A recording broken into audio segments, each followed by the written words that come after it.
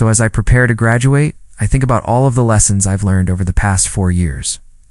And honestly, the greatest lesson I've learned at Howard is that nothing in life is worthwhile unless you are willing to embrace risk. Without risk, there's no growth, there's no progress, there's no reward. But risk requires sacrifice. It requires dedication. It requires work. And that's why I want to end by sharing with you something that I've also believed and lived by. The great Nelson Mandela once said, "There is no passion to be found in playing small and settling for a life that's less than the one you are capable of living." Those words carry weight because they challenge us to reject mediocrity and strive for the extraordinary life we are destined to lead. Throughout your journey, whether it was navigating the challenges of school, applying to college, choosing a major, or deciding what path to take, I'm certain people have advised you to always have a fallback plan. Make sure you've got something to fall back on, they'd say with care in their voices. But I've never understood that mindset. Why plan for retreat when you can charge toward your dreams? If I'm going to stumble or fall, I don't want to fall back onto some safety net that keeps me comfortable in a life of what could have been.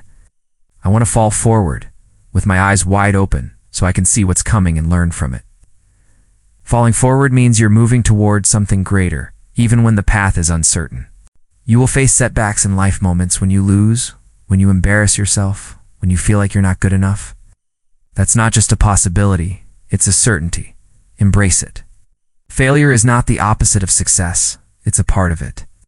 In my own journey in the world of acting, I've faced rejection time and time again. Early in my career, I auditioned for a role in a Broadway musical that I thought was perfect for my ex, for one small detail. I couldn't sing. I didn't get the part, and that failure stung. But I kept going, auditioning, learning, and growing. Rejection didn't define me. It refined me. And years later, I found myself on a Broadway stage, performing in a play called Fences at the very same theater, where I defaced that early rejection. That moment was a testament to perseverance, a reminder that the universe often brings you back to the places where you once stumbled, but this time, you're stronger, wiser, and ready to shine. Every one of you has the training, the talent, and the potential to succeed. But the real question is, do you have the courage to fail? If you're not willing to risk failure, you're not even trying. My wife once shared a powerful expression with me. To get something you've never had, you have to do something you've never done. That means stepping out of your comfort zone, taking bold risks, and embracing the unknown. A motivational speaker named Les Brown put it another way, painting a vivid picture. Imagine you're on your deathbed, surrounded by the ghosts of your unfulfilled potential, the ideas you never acted on, the talents you left dormant, the dreams you let slip away. Those ghosts are angry, disappointed, and heartbroken, saying, "We came to you because you could have brought us to life, but now we must go to the grave with you."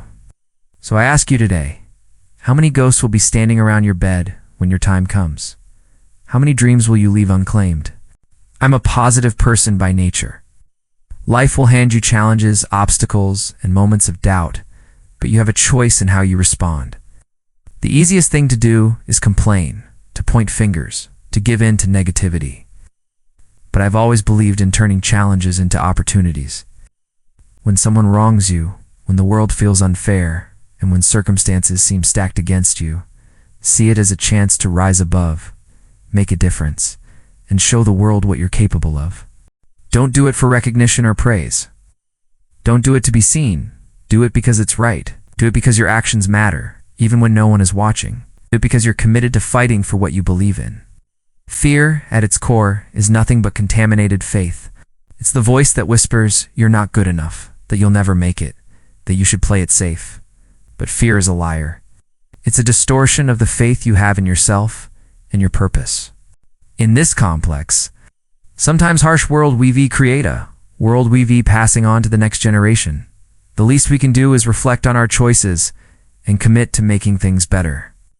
Look in the mirror and take responsibility for your part in shaping the future. Tomorrow is the first day of the rest of your life, and while that can feel daunting, it's also a gift. It's an opportunity to start fresh, to pursue what sets your soul on fire, and to live with passion and purpose.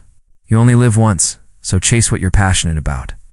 That itch, that burning desire to be something, whether it's in front of a camera, on a stage, behind the scenes, or in a completely different field. That's not random. It's God's proof, sent to you in advance, that your dreams are within reach. Claim them. Dreams without goals are just fleeting fantasies that often lead to disappointment. Goals give your dreams structure, direction, and purpose. Set life goals, yearly goals, monthly goals, and even daily goals. Some days, my goal is as simple as staying patient in a frustrating moment or holding my tongue when I am tempted to react. Small goals matter because they build the habits that lead to big achievements. To turn your goals into reality, you must embrace two essential qualities: discipline and consistency.